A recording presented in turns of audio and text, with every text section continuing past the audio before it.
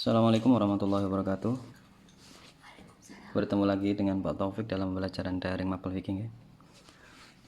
Pada kali ini kita akan mempelajari tentang sholat Jumat. Hari Jumat itu adalah hari yang sangat istimewa, sehingga Nabi katakan bahwasanya hari Jumat itu adalah Sayyidul Ayam, pimpinannya hari. Yang mana dalam hari Jumat ini memiliki kelebihan-kelebihan yang tidak dimiliki pada hari-hari yang lain. Yang mana kelebihan-kelebihan keutamaan itu sudah kalian cari minggu kemarin ya. Salah satunya seperti doa makbul, kemudian sholat kalau kita bersolawat langsung dibalas oleh Nabi dan seterusnya.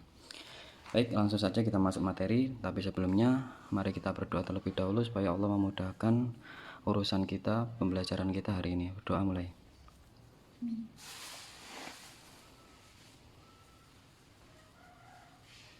Cukup? Langsung kalian buka LKS halaman 3. Ini materi pertama nggih pada semester 2. Langsung saja kita masuk pengertian sholat Jumat. Di buku kalian disebutkan bahwasanya sholat Jumat adalah sholat 2 rakaat yang dilaksanakan pada hari Jumat secara berjamaah setelah 2 khutbah pada waktu zuhur, kira-kira jam 12 sampai pukul setengah 3, atau seperti waktunya sholat zuhur. Mungkin ini terlalu sulit, akan saya ringkas ya. Sholat Jumat pengertiannya adalah sholat 2 rakaat yang dikerjakan pada hari Jumat sebagai pengganti sholat zuhur. Saya ulangi lagi, saya ringkas pengertiannya sehingga kalian tidak bingung.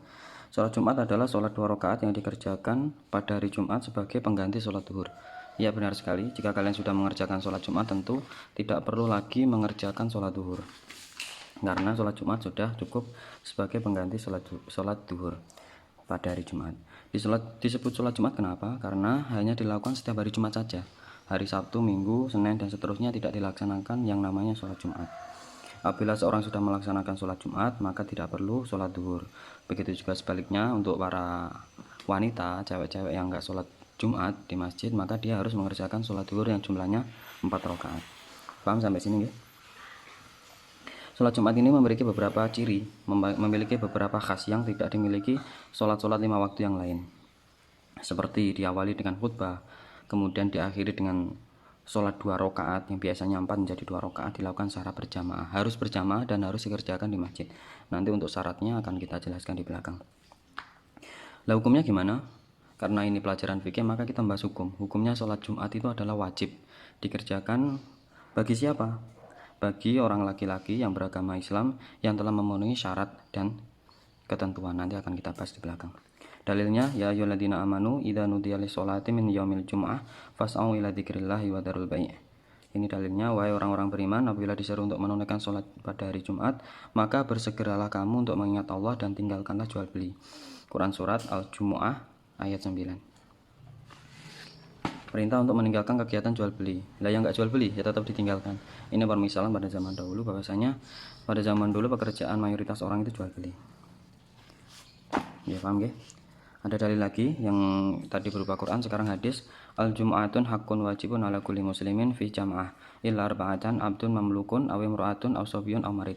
Salat Jumat adalah suatu kewajiban bagi setiap muslim dalam jamaah kecuali bagi 4 orang, budak, wanita, anak kecil yang belum balik, dan orang sakit.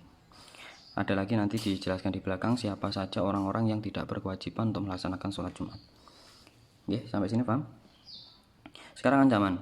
Man tarakal jum'ah thalatha marrat tahawunan biha taba Allah ala qalbi. Siapa yang meninggalkan sholat Jumat, tentu ini yang sudah berkewajiban nggih, selama 3 kali berturut-turut tidak mengerjakan sholat Jumat karena meremehkan, maka Allah akan mengunci mata hatinya.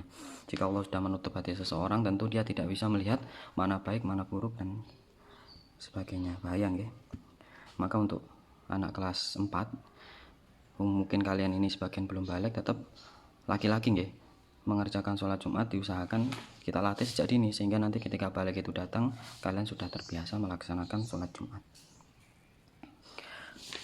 Materi yang kedua yaitu tentang ketentuan sholat Jumat. Bagaimana cara mengerjakan sholat Jumat, apa syaratnya, apa sunahnya, akan kita bahas. Yang pertama, syarat wajib sholat Jumat. Siapa saja tuh yang wajib mengerjakan sholat Jumat itu? Yang pertama, dia harus beragama Islam.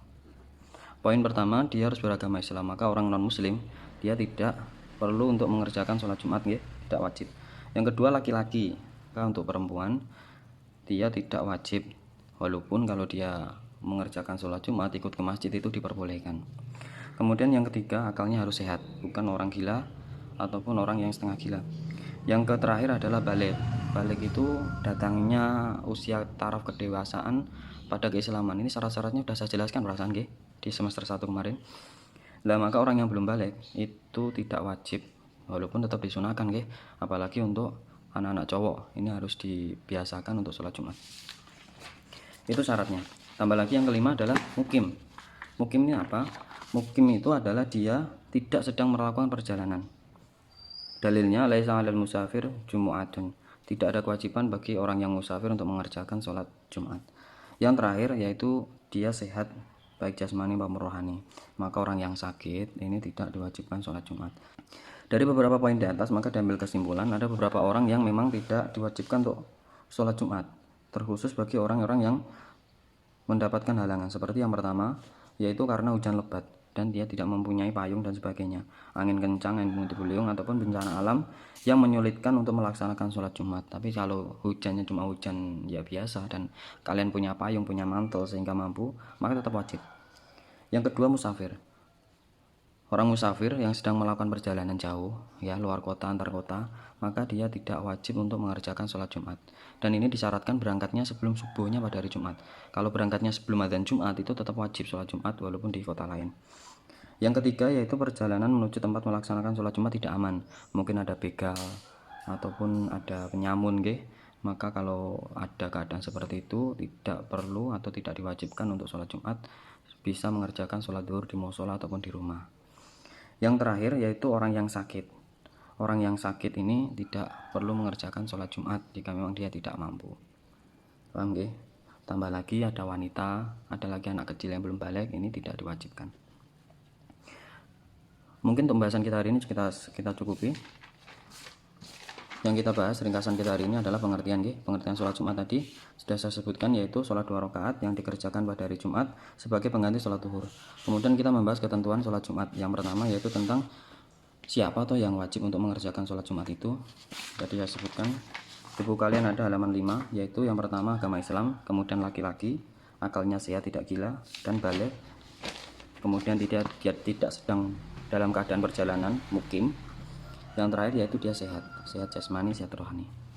Baik, sampai ketemu lagi di pertemuan selanjutnya. Tugas akan saya lampirkan.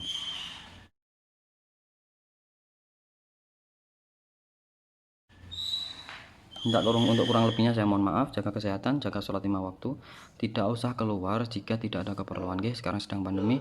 Sampai bertemu lagi di lain kesempatan. Assalamualaikum warahmatullahi wabarakatuh.